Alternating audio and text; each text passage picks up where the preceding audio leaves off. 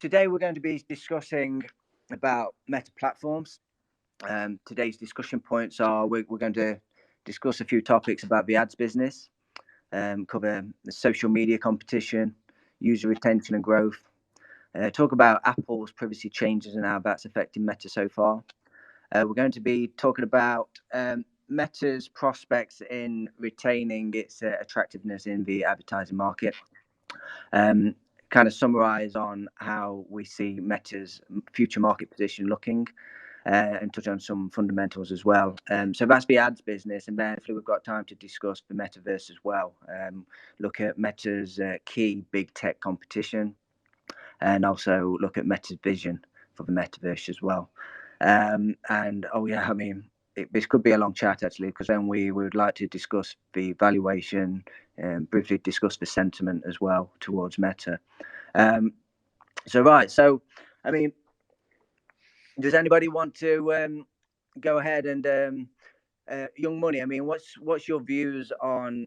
I've seen you put some really good content out recently about the cost per miles and cost per engagement for Instagram and Facebook. With that insight, how do you see Meta's prospects against other social media competition like TikTok or Snapchat, kind of in the next few quarters or even longer? So in terms of competition, I think it's pretty clear that all the competition is going towards short form video, and there's a lot of really good reasons for why that's happening. Yeah. So short form video has a much higher engagement rate than other types of content, so it's about 22% higher, and also short form video is twice as likely to be shared. So there's a reason why all the content creators and content consumers are gravitating towards the short form video. So I believe that the key thing to watch in terms of competition is Instagram Reels versus TikTok versus YouTube Shorts, and I think that's where the competition will be over the next couple of quarters. Right. Okay. Great. Yeah. Simon, do you have any thoughts on the social media competition? Yeah, I think overall, I think the market right now is really pricing a very pale competition landscape for Meta going forward. But in reality, what we are seeing is that it is still pretty competitive, and TikTok will penetrate a little bit into Facebook's market share, but it wouldn't entirely overtake Meta in the future. So we continue to see Meta as a strongest, and it has this upside potential if it can execute the real and its metaverse vision well in the future. Great. Okay. I'm Joshua. I'm trying to add you as a co-host or a speaker, but I'm not sure why it's not coming through. Simon, do you just want to you just take the lead for a moment while I try and invite Joshua? Right. Right. So I think we can get started with talking about a little bit about the key phases. So maybe Doc, maybe we can get started with talking about kind of higher level investment phases for Meta. In your opinion, what's the primary catalyst? What would unlock Meta's undervaluation? So a lot of my thesis is based on how all the bad news, I believe, is pretty much out. And so they've had all these headwinds from IDFA, from macro events, and this is all priced into the market. It's all into their 27 to $29 billion revenue projection for this quarter. From here, I believe it's going to be easier for them to regain some of the IDFA. And also, I believe that this is still a powerhouse social media company. They have over 2 billion daily active users on Instagram. They have, or not monthly active users on Instagram. Facebook is still the largest social media platform. And I believe there are some really strong network effects that are very for Meta, and which is why I believe that they have a sustainable competitive advantage at a very cheap valuation. Yeah, exactly. Because if we are taking from the valuation perspective, Meta is really cheap across the board, especially compared to other tech giants like Google, and it's getting cheaper and cheaper. So a lot of people are just getting a little bit more technical instead of fundamental. And Meta has traditionally been one of the hedge funds' favorite investment phases. And that hasn't played out nicely. Last year's hedge fund overall last year netted a pretty bad year with most of the long short strategies heading into the negative return territory. And this year is also a very bad first quarter, so many people have to rebalance. So I think it's also part of the reason why a lot of players, although they are bullish over Meta platform over the longer term, in the shorter run, they just have to sell it to rebalance their portfolio. Especially, I think the recent Netflix earnings miss is a pretty relevant event because we are seeing that a lot of hedge funds, when they are calling themselves as long-term investors, they just have to react with the short-term dynamics. So I think that's part of the issue why we are seeing a massive undervaluation for the Meta. Right, I can see Joshua is now in the speaker, right? Yeah, Yes, it yes. is. Right. So maybe Joshua, can you just briefly talk about your thesis for metaverse and for Meta platform and how is it going to unfold in the future? So my thesis, I think mostly at this valuation, I'll look at this as you get your advertising business at quite a low multiple, and whether you believe in the metaverse bet or not doesn't really matter on this valuation so much, because in a way they're trying so hard on this one big bet. I don't know how it will play out. I don't know whether they will win this AR VR metaverse race. But then the underlying business, I think in the short term or like in the near 3 to 5 years, still looks pretty strong in the sense that a lot of the other competitors are entertainment platforms and they are not really pure social media plays. And I think Facebook will still play quite an important role in our life, within like 3 to 5 years, because of Facebook, Instagram, and it's just whether Facebook can continue to make the users engage on the platform. I have a bit of doubt on that, but I think in the short run, I think they're still pretty solid, especially given on this like valuation. So that's my thesis, I guess. Right. Jordan, do you have anything to add here? Yeah, well, I would say the way I look at it, the ads business, it's not going to be easy for Meta going forward. Well, I think the Instagram platform is positioned very well to compete against TikTok and other social media platforms. The Facebook platform is going to find it challenging in the next decade, I believe, because they need to bring in new young users to replace the current users that are aging. But young people don't really want to be on the same platform as their grandparents, do they? It's not exactly a cool thing. So that's going to be a challenge.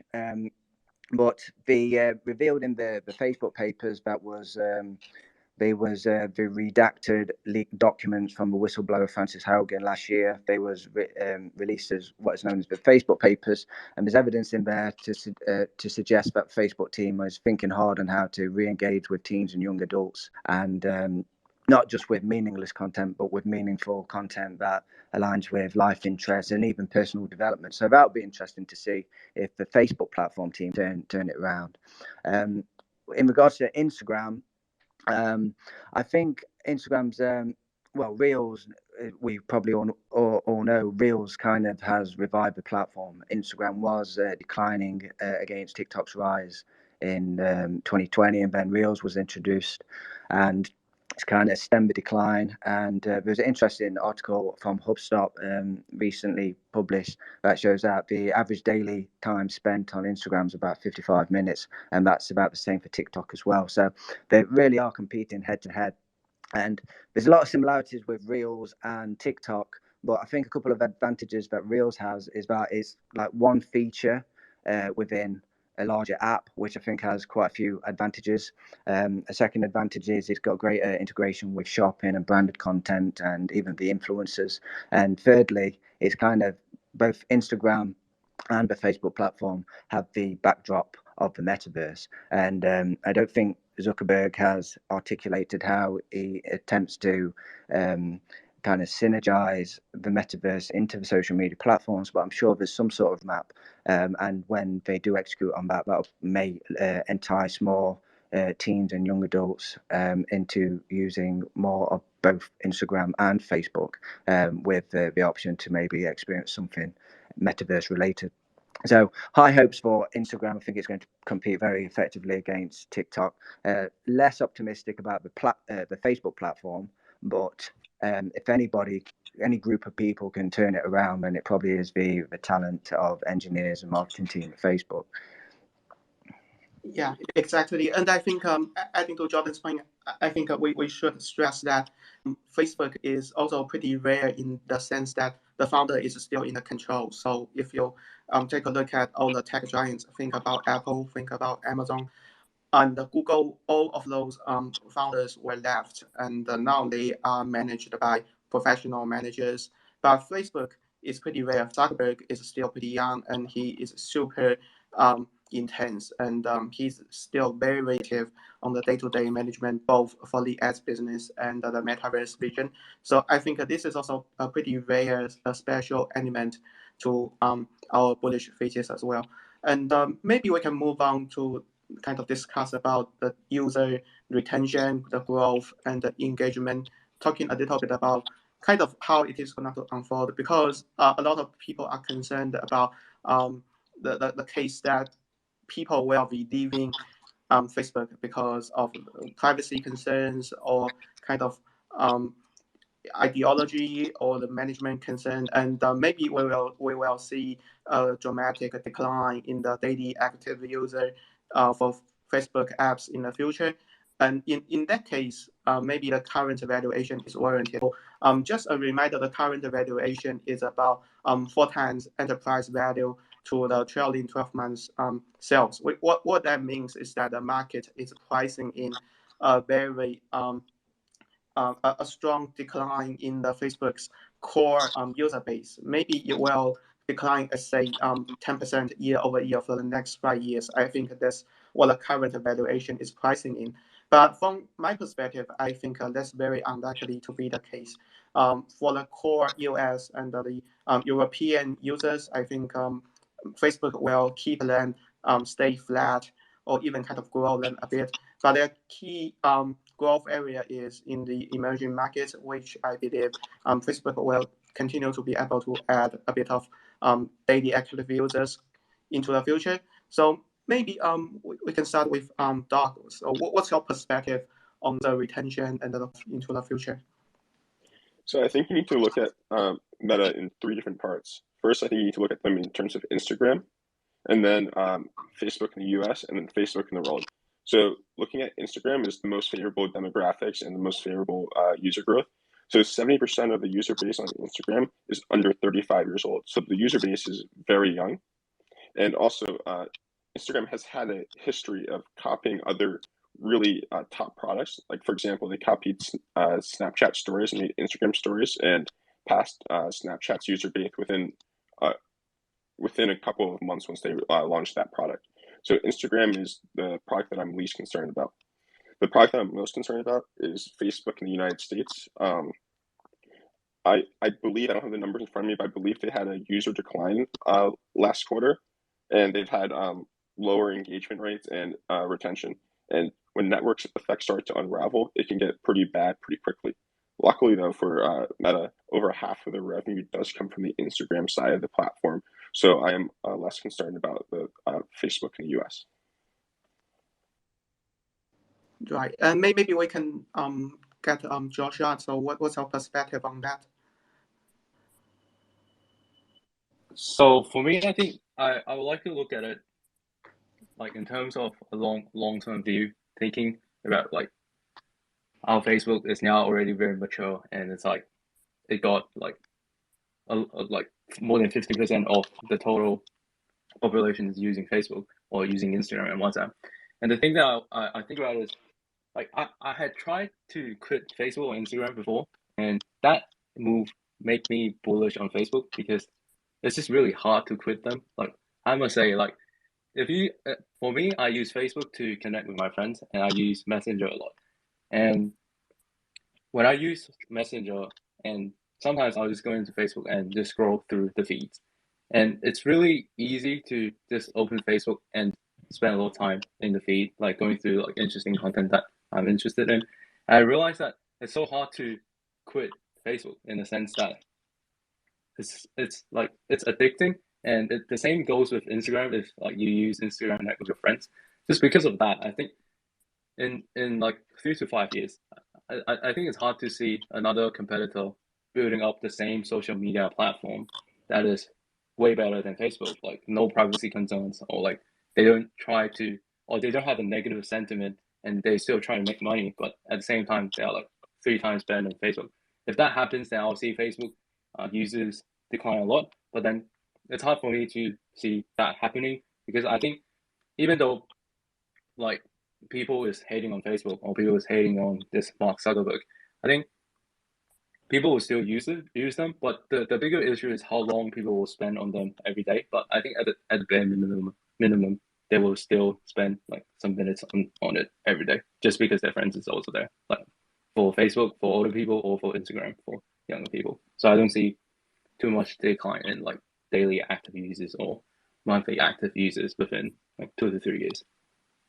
Yeah, exactly.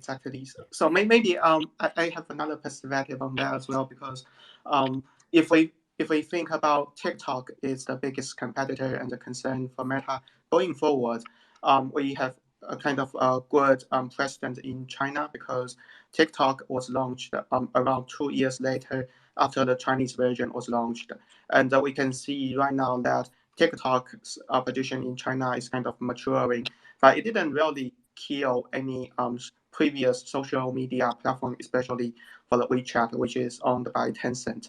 And I think that the case for that is probably because TikTok is more about the entertainment, it's less about social and get connected with your friends. And Facebook, Instagram is more about getting connected with people that you know very well, and it's less about kind of entertaining with big accounts and the people that you don't know. So maybe we can move back to then. So do you have anything to add? No, I just echo with what you and Joshua just said. Yeah, I mean TikTok is more about entertainment, where the Facebook platform and Instagram is also about entertainment, but their roots are in work effects. You know, your network of friends, your connections. So there might be a decline in user engagement, but will there be people leaving the Facebook platform and Instagram en masse, or heavily over the next quarters and years? I think it's unlikely, as Joshua has pointed out, because it's a great way for people to stay connected with family and friends. Yeah, especially in the current modern age of work, where you might be working far away from your family and friends. It's just a good way to just dial in a platform and see what your friends and family are up to and stay connected. So there's a lot of value in that. So yeah, totally agree. I do want to add in one more thing before we move on to the next topic. I do think we should talk about TikTok's recommendation engine, which I do believe is their biggest competitive advantage over Instagram and Facebook. Okay. So the way TikTok's Yeah, exactly. competitive or recommendation engine works is that they label every video, and that's why their recommendation engine has been so precise and so exact. So they were able to use cheap foreign labor to label every single video and watch every single video, which is an extremely time-consuming task, and that takes a lot of capital and a lot of time to do so. Which is why I believe it would be very tough for Facebook or Instagram to replicate that. However, I do not believe that's a big enough competitive advantage to beat Instagram and Facebook. Yeah, exactly. I think that's probably the biggest secret sauce for TikTok. It's really about its recommendation engine that is able to push and understand the content that you like, and that would get you very addictive to it. And it's also the reason why TikTok is growing so rapidly, because they were spending billions of dollars on advertising over Facebook, over YouTube, and the various other platforms, and they got that flying wheel intact. But yeah, as Young Capital mentioned, I don't think it's gonna to smooth out Meta in the future. It's just going to be a huge success factor for TikTok in the future. And maybe we can move into the discussion around IDFA. It's a new privacy policy that Apple introduced back in Q3 last year, I guess. And in essence, it's about restricting app developers' ability to track the user on a device level.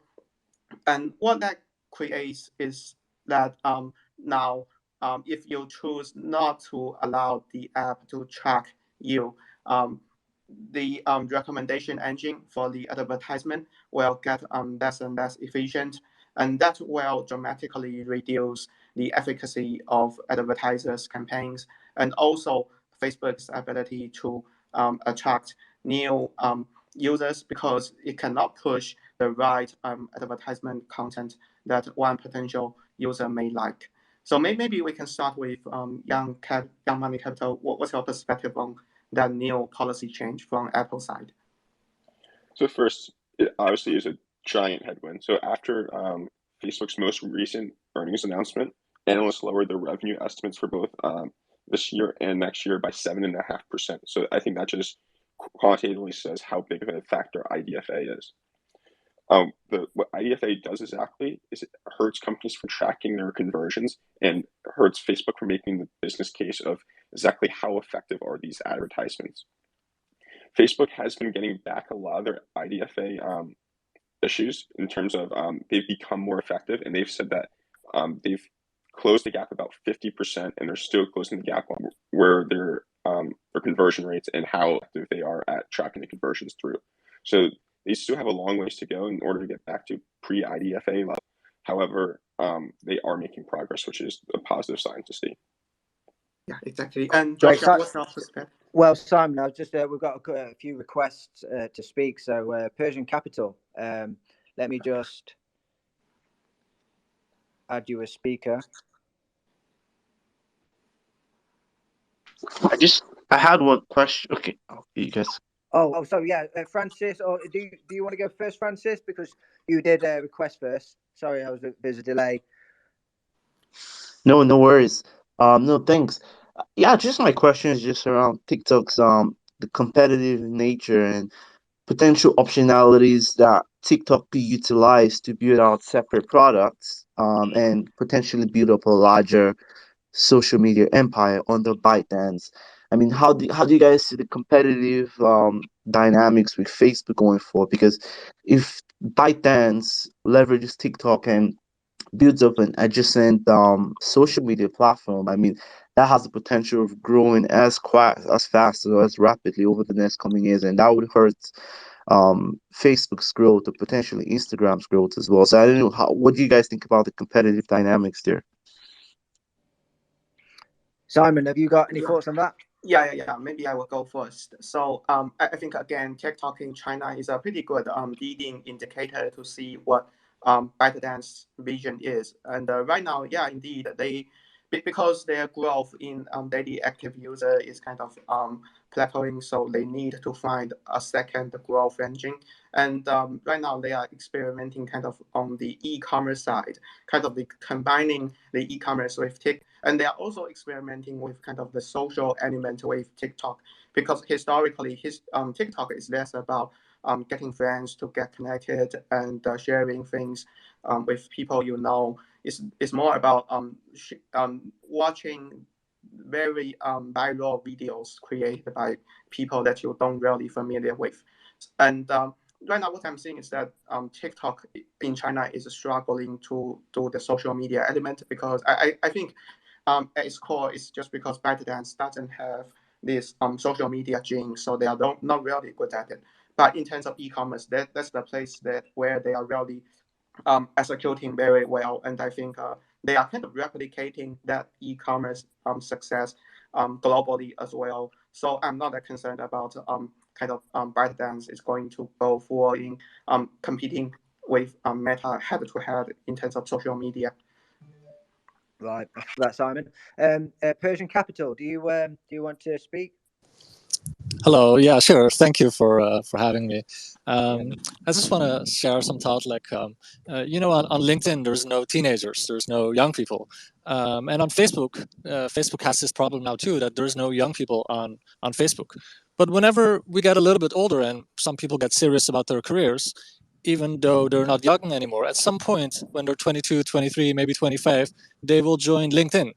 And it could be that the same is true for Facebook, that yes, the platform the core Facebook platform lost a lot of young people.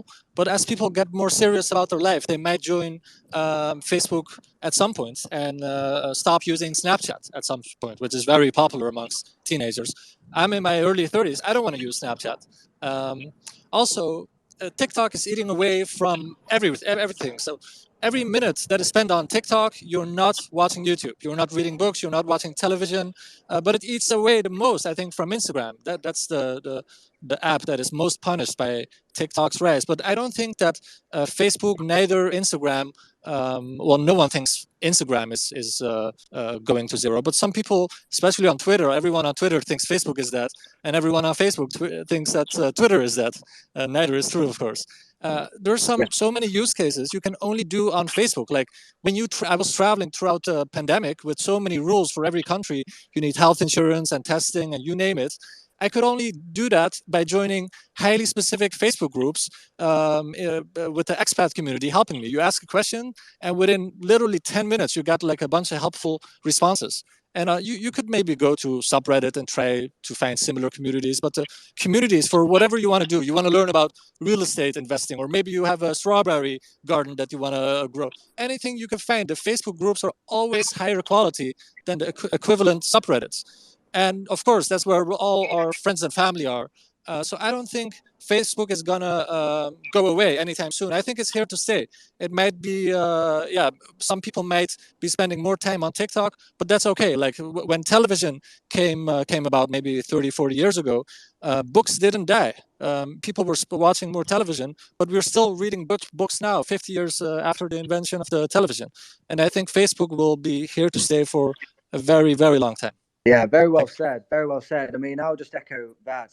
With my opening remarks about the social media competition, I was discussing the Facebook platform's prospects going forward. And as I mentioned in the Facebook papers that was last year, it looks like the Facebook teams are thinking long and hard on how to re-engage the young teens and the young adults with more meaningful, life-enriching content. And it sounded, it even sounded like personal development.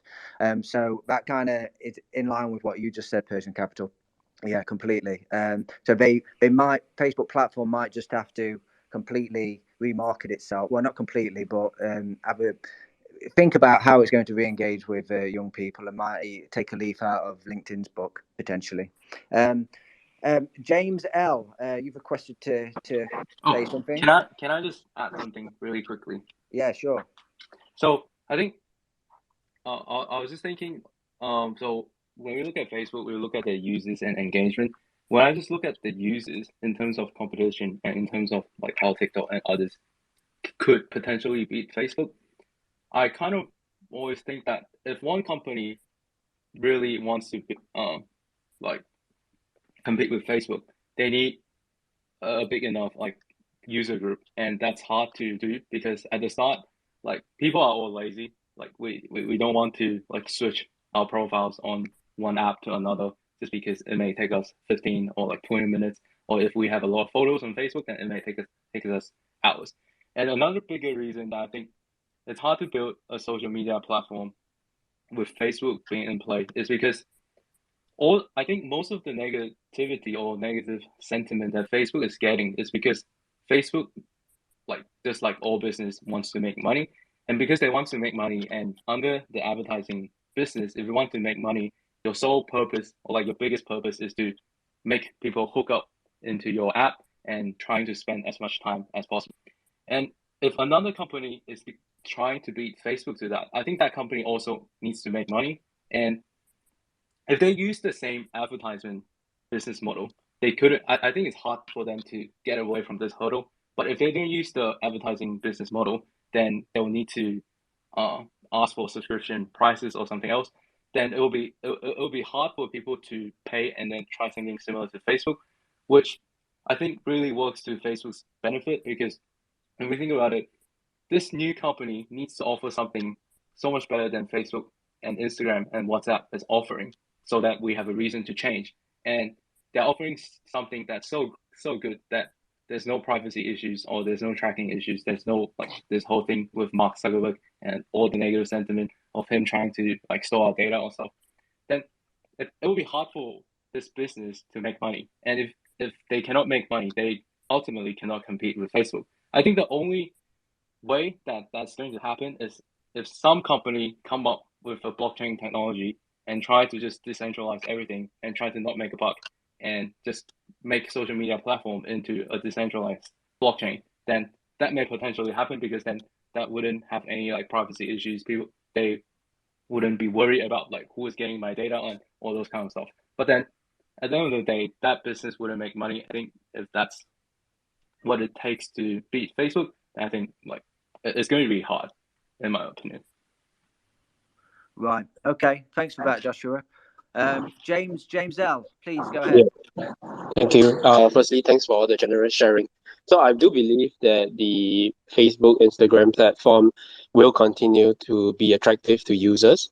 I'm just wondering, and I don't have access to data on this, but is there information or data that points to Facebook and Instagram platforms' user time spent, maintaining, the same kind of dominance that they have in the past, even with the emergence of TikTok and other competitors? Thank you.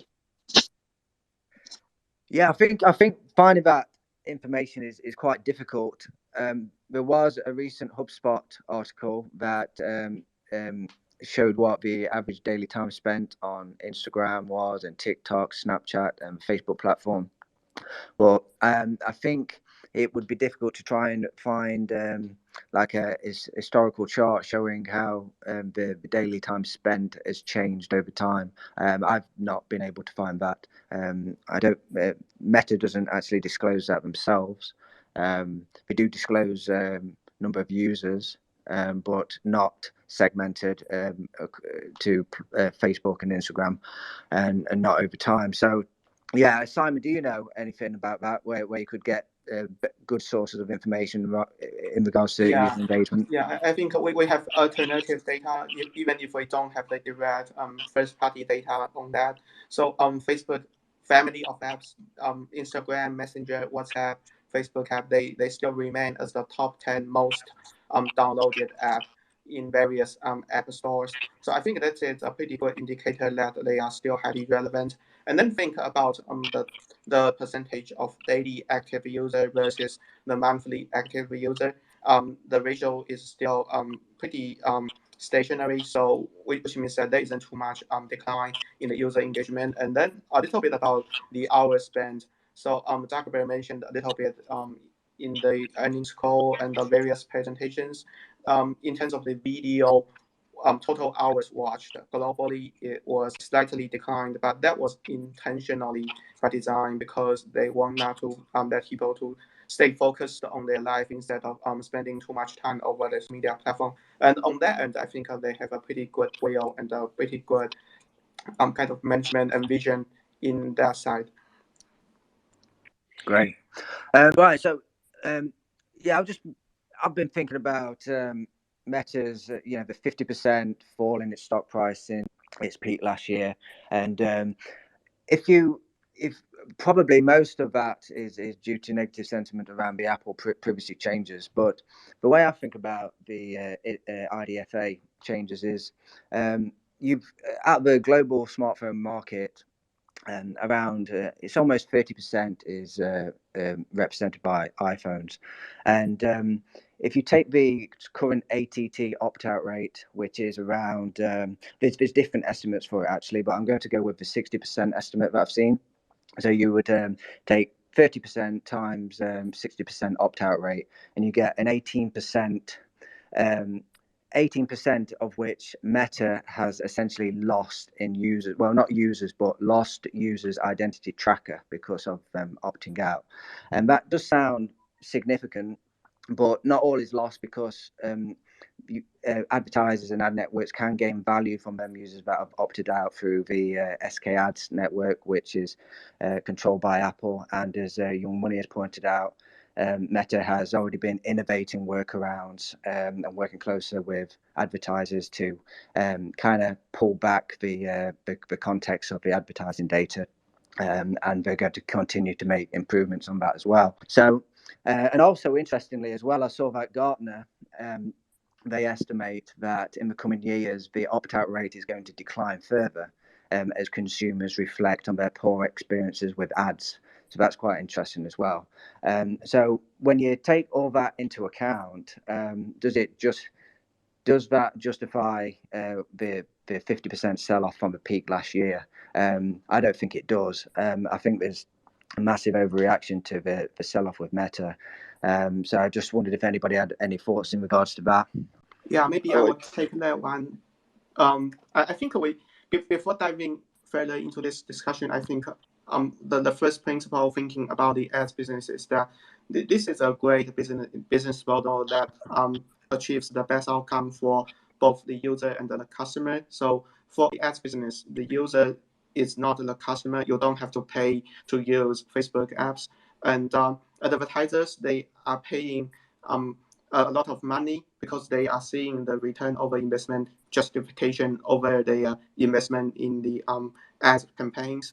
And the policy change from Apple side, I think, is primarily about blocking the bad actors who were abusing the kind of tracker policy. But for the good side, if we have a more precise tracking, users can get the right advertisement that they like. So there isn't any kind of conflict. And the advertisers, they can push the right advertisement to the right audience. And that can also increase their ROI. So overall, in the perfect world, this should be a win-win case. But as Apple is concerning, they don't think this is the right path forward.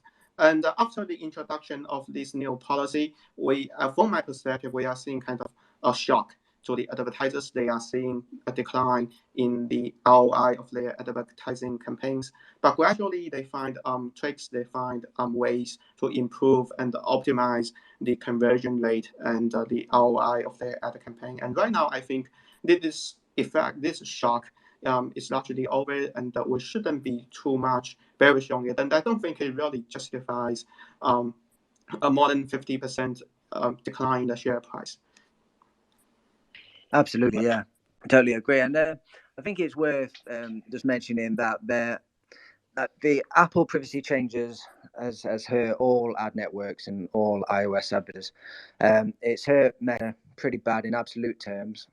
But relatively speaking, they might even be better off compared to other ad networks because they have that scale and richness in first-party data, right? So they can do a lot with that.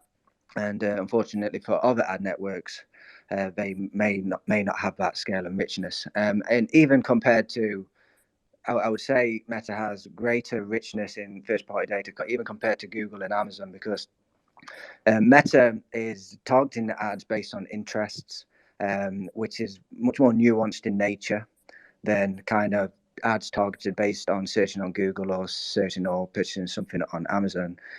So it can offer a lot more value to advertisers because it can allow them to target higher up the funnel, so earlier on in the customer's journey.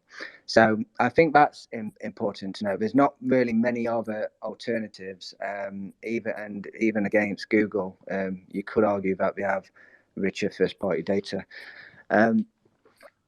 Young Money, do you want to talk about anything? Yes, so I want to bring up 2 points. So first, going back to James's question about the average time spent on social media, right. I was able to find, while Facebook does not release it, I was able to find some third-party data on it. This is from the eMarketer, which is one of the more reliable sources I have found. So the average time spent on social media in 2022 so far. So TikTok leads the way with 38 minutes per day.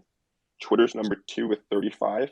Facebook's third with 31, and Instagram's fifth with 29. So while there is a difference, I wouldn't say it's a giant difference. So, but I think people were kind of expecting that TikTok right now does have the lead on that.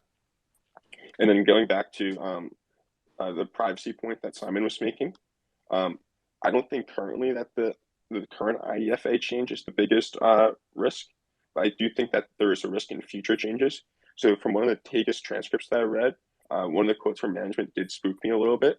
He described that, or his quote is, the shift in terms of customer sentiment towards privacy, and now it becomes a lot more front and center and a lot more important to the users. And because Facebook's whole business model is based around collecting as much data as possible about users, this shift means that it's a pretty big threat to Facebook. So I do think that privacy is a pretty big risk for Facebook, and I think that's probably the biggest risk to the Facebook thesis. Right. And so I think that's pretty much what we can conclude about the ads business. Is there any thing that you guys want to add, or we could move on to the metaverse? Well, thing? yeah, I'll just add one more thing, because on the agenda we did talk about, well, we did put down the future market position, and I guess it's difficult with anything like so trendy, like social media, or I guess something like music or fashion. Trying to predict what the market's going to look like in 1 or 2 years is very difficult without a crystal ball. But if you just think about, like, okay, TikTok could be out of fashion within a couple of years. You know, I have a stepdaughter who's a teenager, and she's into music, and she likes she'll like one music group with their friends, but when that music group becomes commercialized and mainstream, then they're not interested anymore and want to listen to somebody less well known. And that happens in music, fashion, and it also happens in social media. So it's really difficult to predict what the future looks like for Meta within social media in the next couple of years. But so as an investor, if you're thinking about Meta's prospects, or a company in any other software industry, especially cybersecurity, an industry that we like to follow, it's very dynamic. So what do you look for? Well, I think you need to look for strong leadership that's demonstrated time and time again that they can adapt to new market dynamics. A company rich in talent and has got quite an innovative culture, and also a software that has like the right architecture and does that agile software operations. And Meta ticks all of them boxes, really, especially the final one, the agile software operations. I mean, Meta and Google excel at that more than anyone. Having that in place, as has been demonstrated over the years, allows Meta to adjust quickly to the market dynamics, just like they did in response to Snapchat's success. They responded relatively quickly with the stories, where actually overtook Snapchat. So I just think that's quite important to think about. Who knows what the future holds, but if as an investor, you probably should have quite high confidence in the leadership, especially Zuckerberg. Time and time again, he's made bold moves that have paid off. So yeah, I just wanted to add that before we moved on. Right, and maybe we should discuss a little bit about metaverse. So maybe we could start with Young Money Capital. So what's your overall sense about metaverse for Meta? So the way that the metaverse is, it's a way to enhance the physical world. So I think it's easiest to explain it through different use cases. So one of the use cases I think would be most intriguing for the metaverse is to have almost like a 3D like Zoom meetings for different companies. So currently we have Zoom, but if you can have a metaverse thing where it makes it seem like we're on the same office, I feel like that would be a big benefit and a giant market. So I think there's a ton of different use cases along those lines. And I do think that that Meta does have a very large head start, and that's because of the network effects. They have about 10 million users onto the platform, and because of that, different game developers do have the incentive to build games onto the metaverse platform. Obviously, this is a very attractive market, and competition is coming for them. And competition coming for them states two different things. First, it states that other companies do agree with Facebook and Zuckerberg that this will be an attractive market, which is a positive. But the negative to it is that there will be more competition, and Microsoft and Apple and others are going to be competing with Facebook. So it'll be interesting to see how this all plays out. Right. And Joshua, what's your perspective on metaverse?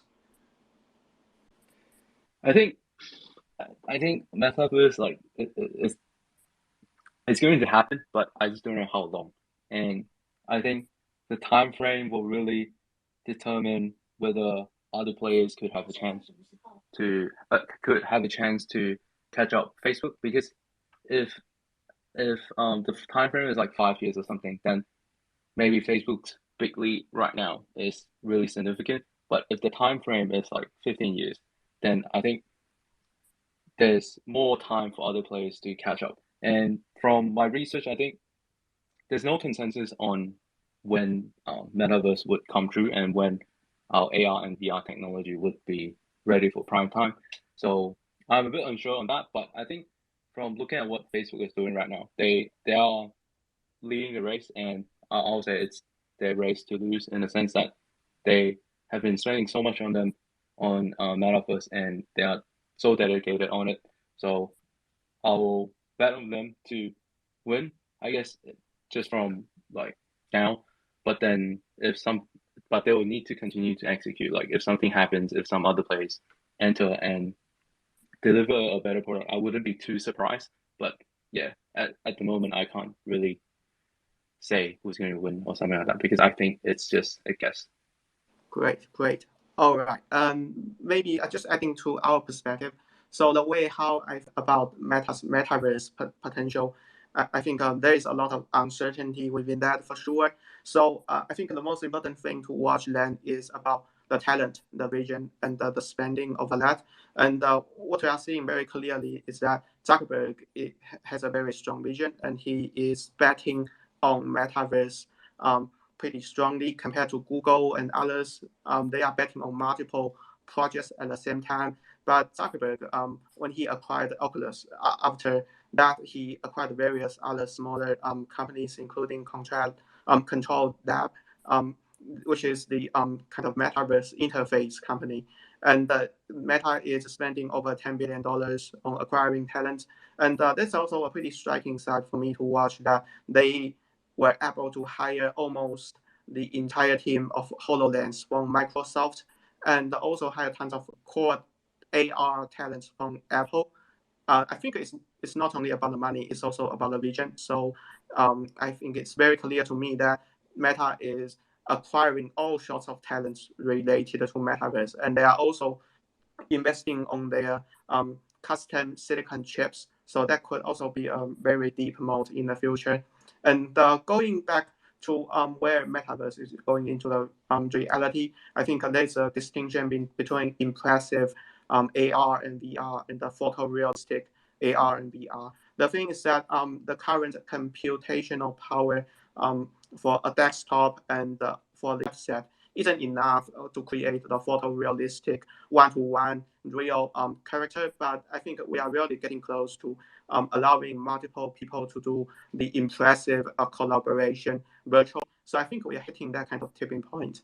And Oculus, as we know, it has the best talent, and it has investing in that technology when others were exiting. So I think that's a very bullish point for Meta if they are able to keep the momentum going, if they are able to sell, say, more than growing from 10 million in the headset shipment, say maybe into 30 million, and then hitting 100 million, that would be validating something. So do you have anything to add, Jordan? Yeah, well, I think a lot of the pessimism towards Meta's prospects in the metaverse, well, some people don't believe that the metaverse is going to happen anytime soon. And also, a few others think that either Microsoft is going to be more dominant or maybe Apple. I think it's interesting to kind of try and see the counter argument to why Microsoft, who many do believe is going to be the dominant player in the metaverse, why they are unlikely to dominate. So Microsoft, they kind of have two angles into the metaverse. One is the enterprise, and the other is kind of the consumer. So on the enterprise side, they have the Simon just mentioned it. They have the HoloLens 2 headset, which is a mixed reality headset, and it is amazing technology. But there's, I mean, the hand tracker is to be amazing. It's the virtual objects are positioned really solidly, and it just makes their presence feel really real. And there's also a very popular use case in using HoloLens, which is the digital twin. So where you've got like a 3D model of a car and you're interacting with it. So that is a very popular use case, and the use case, and that's probably why most of HoloLens's customers are from the industrial sector. However, there's a lot of reports out there to suggest that HoloLens is still very experimental in nature, almost like still at the proof of concept stage. I mean, the field of view is very, very narrow. The headset's not very responsive. And it doesn't do too well with occlusion either. So it's quite an unpolished product, and it appears that most of these customer implementations with HoloLens has been a case of a bespoke project between Microsoft and the customer, because it's just not got that out of the box, off the shelf quality at the moment. And it's not got a very robust developer ecosystem neither. So it's kind of like a chicken and egg problem, because you need a bit of a polished product that is flying off the shelf and selling in high units in order to attract developers. And then you need developers to help add apps and more use cases and refine the product. But that kind of flywheel effect doesn't seem to be developing. And also, the cost of HoloLens the cost for a headset starts at $3,500. So enterprises are going to have to have a predetermined use case before they're going to commit to tens or even hundreds of thousands of dollars of investment. Then you compare that to the Oculus Quest 2 headset. It costs $300 a headset, and you're more likely to get enterprises or any size company more likely to just spend to buy a bunch and just experiment with it and find what the use cases are. But I see Microsoft kind of finding their niche within the enterprise segment for industrial sector cases a bit, but with Oculus Quest 2, as Young Money has pointed out, there's a lot of value in it, and it's likely that because of the affordability and the accessibility of the headset, it's just very easy to get going with. You literally just buy it, put it on, and you can log in with your Facebook account and get going. It's more likely to start getting higher company customer numbers a lot quicker than the HoloLens. So I think that's one way that Meta is going to outperform Microsoft in the metaverse on the enterprise side.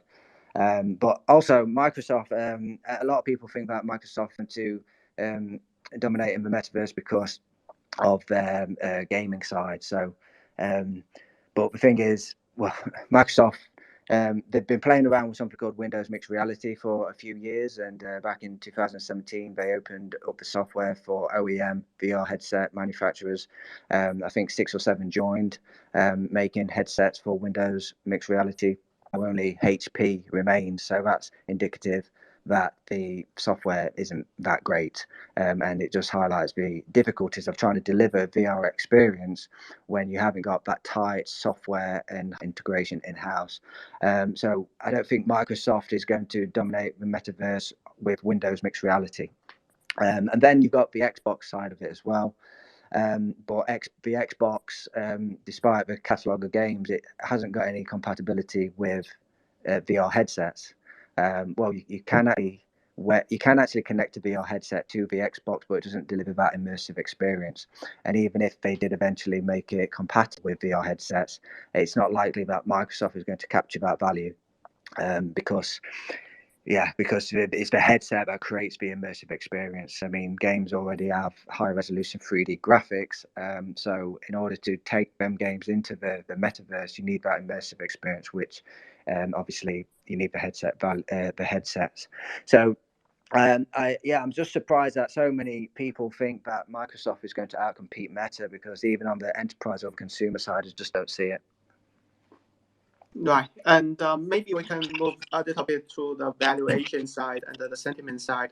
And Young Money Capital, so why don't we start with your perspective on that? What's your valuation for Meta, and what do you see the sentiment placing? Yeah, so I think you have to value Meta in a sum of the parts method and have a slight discount, because in using some of the parts, you're not going to get all the value unlocked. So in my upcoming report, I tried to value Instagram and the value of Instagram and how much that is worth. And the number I came out to is about $400 billion for what Instagram is worth. And so I used a couple of assumptions, like, for example, there should have around $36.5 billion in revenue for they had this year.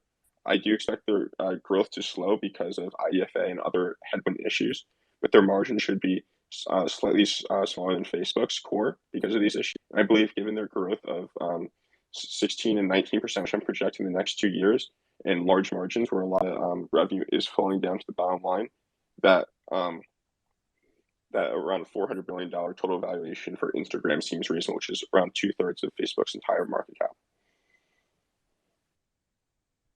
Right. And maybe Joshua, can you share a little bit about the valuation side for Meta, and where do you see the kind of negative sentiment will unfold in the future?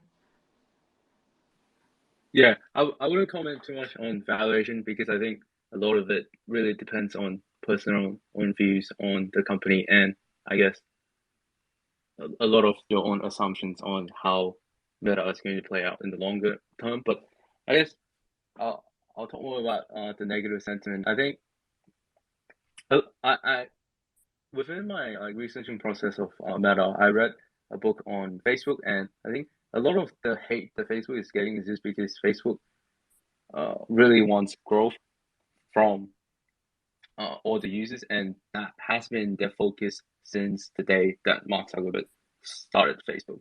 So they have been prioritizing growth over all kind of different things. So I guess in a sense, it's kind of hurting them right now because of a lot of the decisions they made years ago. But how would that go? I think it's hard to see Facebook, like people just not hating Facebook in the short run, or like people not like thinking that Facebook has some privacy issues, because it's always hard to like turn the tide when like the public opinion is against you without like a big event happening, and the thing would need to be really positive. I just think our society being somewhat divided and more divided than ever, in a sense also like work against Facebook, because people can blame Facebook for like a lot of things, and Facebook is a tool, and it's a big target. It's a really easy target for people to blame on and for people to hate. So I think negative sentiment, I wouldn't bet my thesis on it turning and becoming a lot better, but I also wouldn't think that would be worsened a lot because it's already like pretty bad, and I like, although there's still chances that it will be worse, but it's already pretty bad. And I think it could be a bit better, but a lot better, I would doubt that in the short run. So that's my take on it. Great. And yeah, just adding my comment, I think Instagram, the valuation, yeah, indeed, I think it could be worth in more than $400 billion US.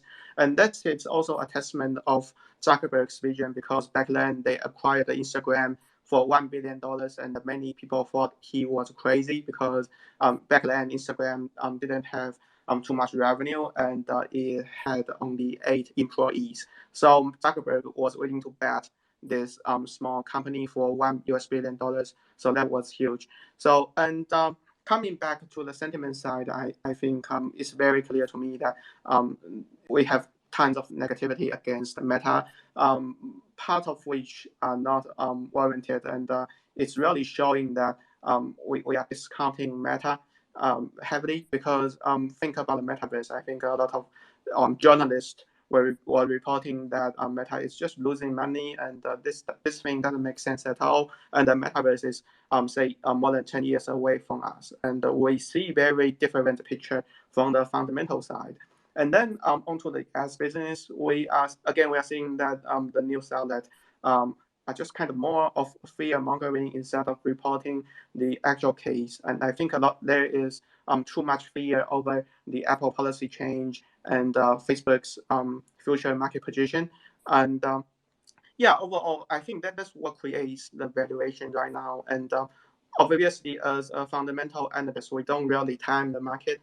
So on the fundamental side, we think it's very attractively valued against other ads business, including Alphabet. And we have that metaverse upside optionality as well. So Yeah. Jordan, what's your perspective? Yeah, I'll just, I know we've got to wrap up very soon, but a quick valuation exercise. I mean, if the just applied the single stage Gordon growth model, it's a very simple formula. You search for it on Google.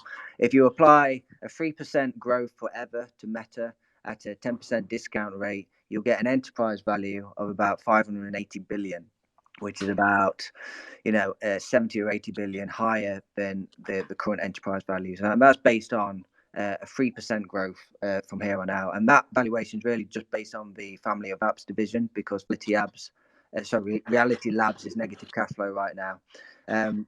So yeah, the valuation is just really, really underpriced.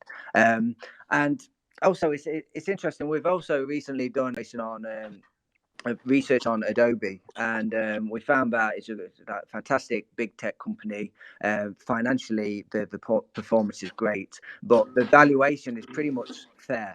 And it just reminds you that it's quite hard to find alpha mispricings in these big tech companies because they are well covered. You need an extraordinary event like what has been happening with Meta in order to find an investment opportunity. So I just think it's a great opportunity for investors. And who knows, the discount for Meta may could be there for forever. Who knows? Because I mean, Meta's role within society is unprecedented, and they're trying to be like the facilitator of speech and also the guardian of not allowing the spread of misinformation and not allowing bad deeds to occur on the platforms. And because of that, front of center are media scrutiny. So who knows? But I just think all this trouble with Meta has kind of, as Joshua alluded to, it's kind of risen since Donald Trump was rising to the presidency in 2016 because of all the polarization, etc. And so they still are quite inexperienced in playing this role. So I think over time they will just get better at playing the role that they play. So yeah, that's my final remarks. Anybody else want to add anything really quick? Yeah, I saw that Francis added a bit of question. I think our formal discussion here, if Young Money Capital and Joshua were to leave right now, and we can open up the question to the audience. And I can see that Francis raised the question about how long will the metaverse take to materialize. And my perspective on that is like Young Money Capital commented, it really depends on how you define it. If we are talking about a fully immersive one-to-one to the reality setup of the metaverse, I think it would be a very long way to go. Maybe it would take more than a decade to develop. But if we are speaking about a functioning metaverse where we can move, say, 80% of our actual physical activity into the virtual world, think about kind of the collaboration with your colleagues, and think about kind of doing the sport, playing the golf virtually. I think it's very real that we can move a lot of that activity into a impressive metaverse in the next, say, 5 years. Right, Francis, do you want to say something? Francis is a listener. Can you add him to the speaker? I've just added him. I don't know. He's not connecting as a speaker for some reason. Francis, if you as soon as you connect as a speaker, just go ahead. Are there any other questions from the audience? Yeah, and feel free to DM us for any kind of potential question.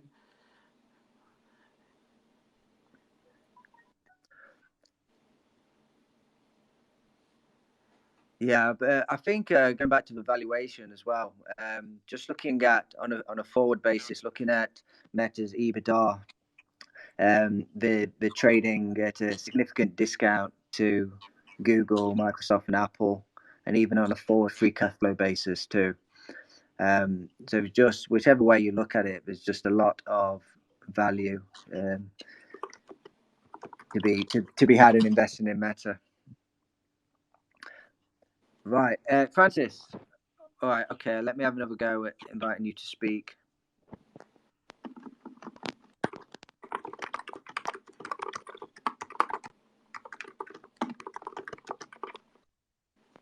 Right, Francis, if you want to speak, could you put in an invite, a request? Sorry, put in a request.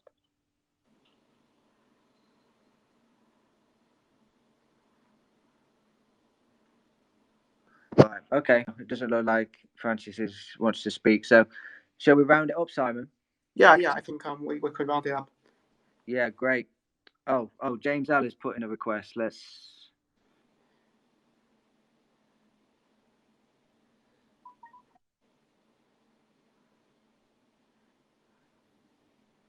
Right, James, can you speak?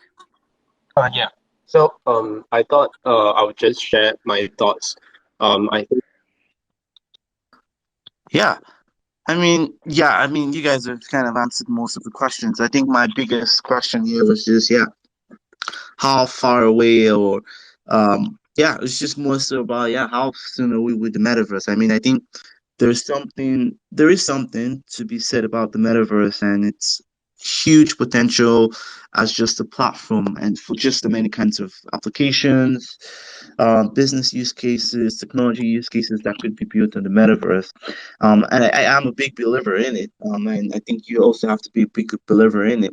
But the question is just how much time are we going to be able to get that cost curve down enough for us to be able to start building good potential products that people could actually buy at a reasonable price and making it accessible for every consumer and user, So I think that's just the thing, all right? It's gonna come, but like, are we gonna wait like more years? It's gonna be like a 5 year down the road kind of thing before we actually see this materialize for Meta or even for some of the other big tech companies.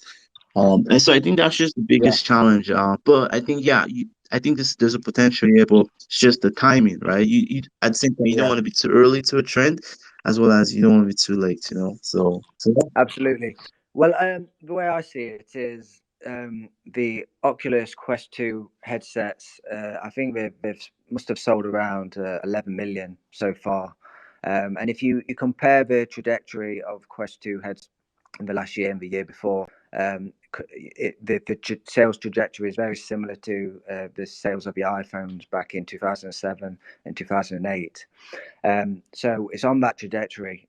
So it's plausible that the number of shipments could reach 30 million within a couple of years, and at that point, it's going to start hitting the mainstream. And that will just attract more developers, and it will create that flywheel. It's already developing, really. And yeah, it's that the quality of the VR experience is I believe it's a great experience already, but to really make people feel co-present, they need to tackle the spatial audio. They need to make sure that audio is pretty much indistinguishable between hearing it on a headset and hear somebody speak like four feet away from you.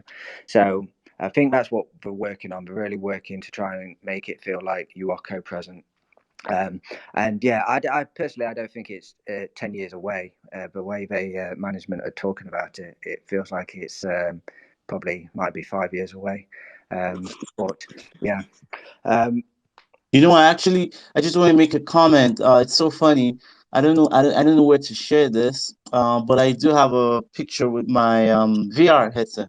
So I did have a family gathering, and I did play around with the Oculus. It's a fantastic platform. I mean, I highly recommend if any of you have an opportunity to purchase one of those. They're absolutely fantastic. And I think they're quite addictive as well. So Yeah. so yeah, I think I there's something there. So.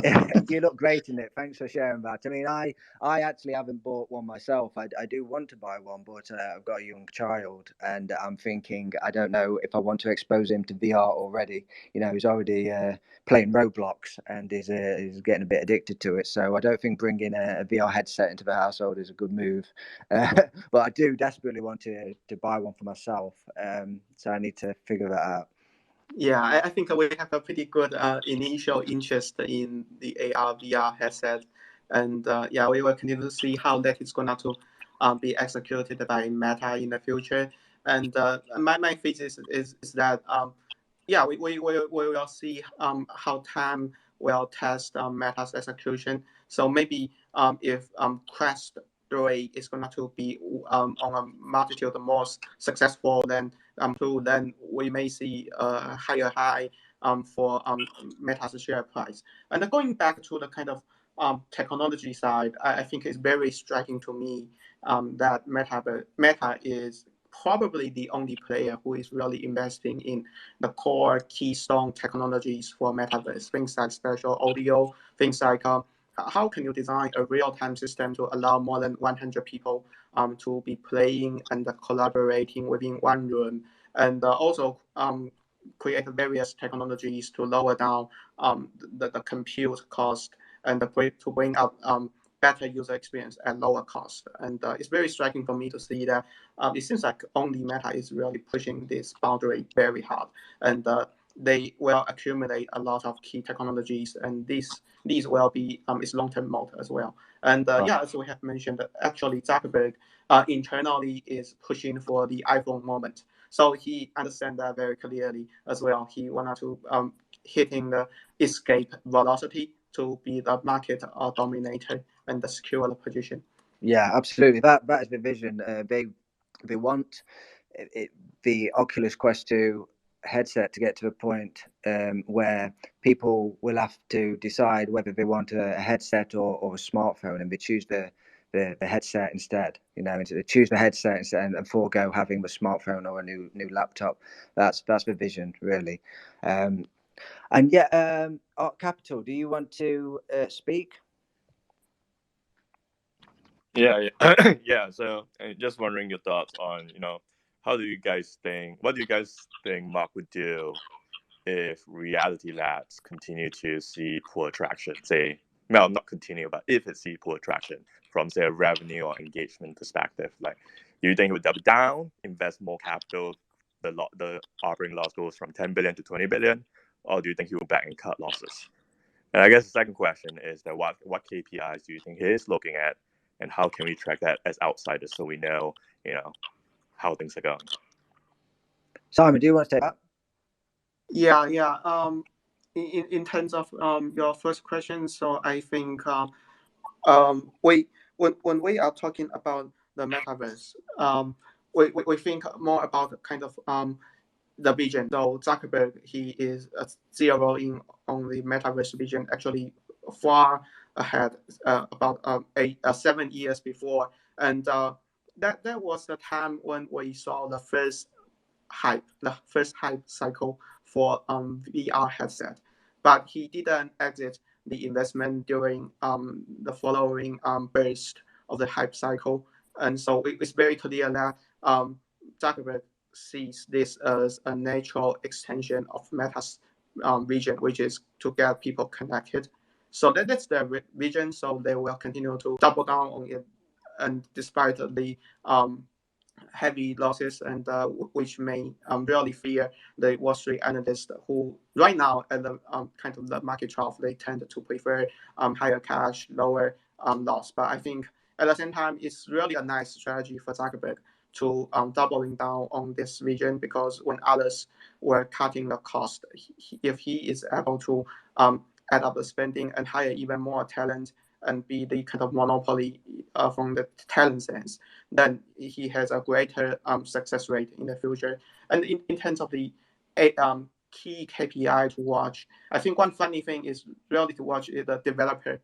If developers are able to be successful on the Meta platform, developing the Metaverse app and also grow the user, I think that's a very key leading indicator to watch. And then, as you know, it's about the sale and the app downloaded. So when you buy Oculus Quest headset, you also have to download the app on your iPhone or on your Android phone, so you can track that a little bit. But I think fundamentally, it's about building the ecosystem. So if developers and users can find valuable use cases using the Quest headset, I think that's a pretty good leading indicator. Yeah, Simon. Yeah, what you just mentioned was an important point. It's the metaverse is an extension of Meta's company mission. You see other big tech players like Microsoft, maybe Apple or whoever else. They're looking at the metaverse as a market opportunity, whereas Zuckerberg is looking at the metaverse as a natural, organic extension to the company's original mission, which is to connect the world and bring the world closer together.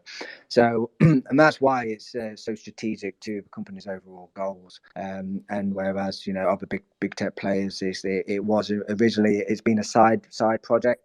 After the hype and crash of VR during the 2012-2016 period, a lot of startups pulled out of their VR plans, and big tech either discontinued plans or continued doing VR as a side project. But Meta just continued ploughing lots and lots of money into R&D and product development, and now they have the Oculus Quest 2, which is really several years ahead of the competition. Yeah, there is some competition at the higher end of the market. Like Valve's headset is really good. The tracking is fantastic, and the HTC Vive headset has amazingly high resolution and probably the best VR experience. But Valve and HTC, they need to be tethered. They need to be connected to a gaming PC. So the headset cost of those are very high already. And then you need a gaming PC as well. So the costs, you're talking a few £1,000s, a few $1,000s to get started in VR with Valve or HTC. Whereas the alternative is you could buy Oculus Quest 2 headset for $300. It's a standalone. You don't need any wires. You don't need a gaming PC. You could just put it on, quickly log in your Facebook account and start experiencing what there is of the metaverse. So I think the affordability and the accessibility of the Oculus Quest 2 is just going to drive the volume and hope eventually make Meta the dominant player. Yeah, and speaking of how strategic it is to Meta, we are seeing numerous early Meta co-founders, including Andrew Bosworth, who is now the new CTO for Meta. They are raising the ranks within Facebook, and now they are leading the Metaverse effort. So I don't think they are going to exit this with, say, within 1 year or 2 years of heavy losses. I don't think this will be the case. And also, it's very promising for me to see that just watch the interview of Andrew Bosworth and the John Kamarick, the consulting CTO of Meta. They were kind of discussing about how can they make the metaverse into a wider population, and they really did it very well with the Oculus Quest, because before the Oculus Quest, it's just more about the technology enthusiasts who are playing with the headset, and it's very expensive to buy the headset. It's very sophisticated to set it up, but they are just really lowering boundary of using the headset. And this is a meticulous decision made by Andrew Bosworth, who is now the new CTO of Meta, also the Oculus management team. So I see that as a kind of the early indicator that they really understand the market, that they really understand how to build a successful consumer product, rather than guys like Microsoft, who really excelled at software but not really good at hardware. So I'm seeing kind of early similarities between the Meta Reality Lab with from the way how they thought about the product and the way how they design the product to make it more widely accessible to the greater population. So this is just kind of the fundamental managerial and the strategic side of the story. Great. Thanks for that, Simon. James L., did you want to speak again? Yeah, sorry. So I just wanted to share my thoughts on the metaverse as well and get feedback. The way I think about it is that metaverse is essentially an existential issue for Facebook, Instagram, because if it takes off, then these platforms become less relevant to the consumer. So the question really is Facebook/Zuckerberg the right jockey and horse to bet on? And the second is how much and what timing? And I guess the second question is really difficult to answer, but as a long-term investor, you do want them to start investing and thinking about it. And the first question on whether Zuckerberg is the right person, I mean, I've listened to recent podcasts he's done with Tim Ferriss and this other guy. I think his long-term thinking really shines through. His focus on culture of the firm as it grows and expands is something that's really valuable to me as well.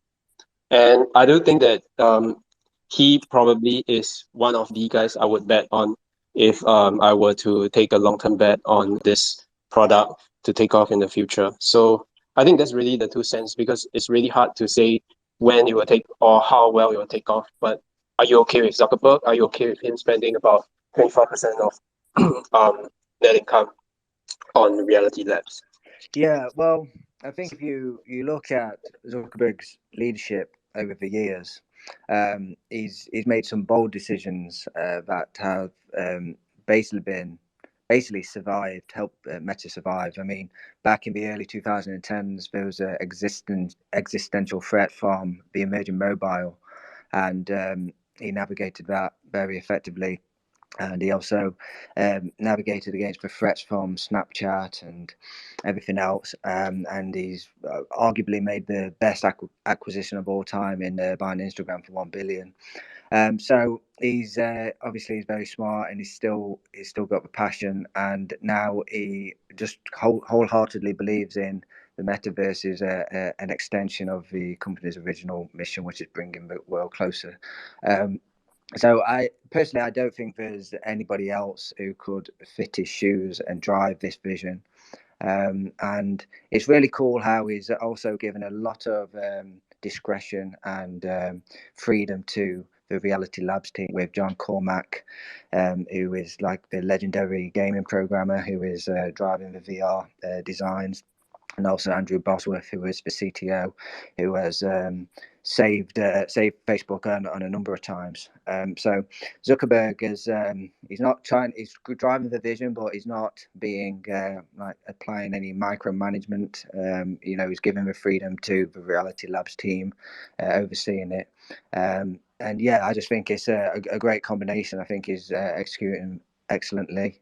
Yeah. Do you have any thoughts, Simon? Yeah, I just think the more I dig deeper about Meta and its senior management team, the more I'm convinced that they could make it, because it's not only about Zuckerberg, it's also about how can you build up a team that is smart enough to build up the product and yet rightfully disagree with each other. So they have a very good mix between the kind of visionary and the pragmatist to make things into the realities. And I think it's pretty promising to see that John Carmack, who was leading the Oculus in its early days, he is still highly relevant now. So that is pretty rare. And also he is able to speak publicly against Zuckerberg, in the sense that he thought that metaverse is far away and they shouldn't be, as he would call it, architectural astronomers. So he is a more realistic guy. And I think the reality that Zuckerberg is allowing him to speak against him on the Meta event, and allowing people to be thoughtful and work both thinking about super long term in the future, but at the same time, put your hands down and do the dirty work. So I think that is a very good mix of both vision and execution. So that's what gives me confidence over their metaverse execution. Great. Okay, well, we've been talking for about an hour and a half now, so shall we wrap it up, or does anybody else want to speak?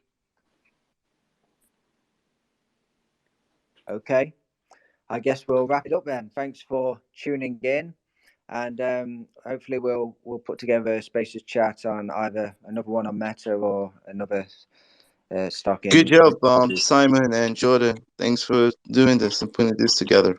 Hey, thanks for joining. Yeah, thanks for joining. Really appreciate it. Thanks, everyone. Have a good evening. Bye.